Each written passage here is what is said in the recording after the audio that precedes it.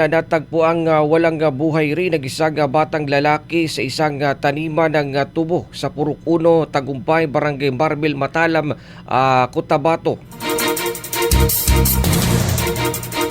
Batay sa ulat, nakatanggap ng impormasyon ng mga tauhan ng Matalam Municipal Police Station hinggil sa pagkakatagpo sa bangkay ng isang hindi pa nakikilalang minor de edad sa nasabing lugar.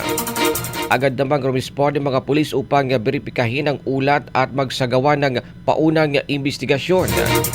Sa inisyal na pagsisiyasat, natagpuan ang katawan ng biktima na nakandusay sa loob ng tubuhan sa kahabaan ng National Highway.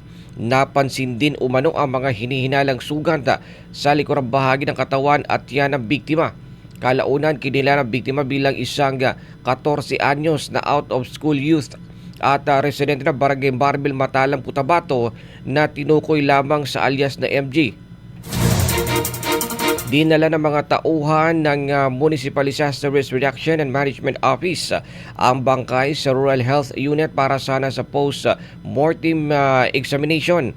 Ngunit tumaging pamilya ng biktima na isailalim ito sa pagsusuri at voluntaryong lumagda sa waiver upang agad na mailibing ang labi alinsunod sa Muslim Rights and Traditions.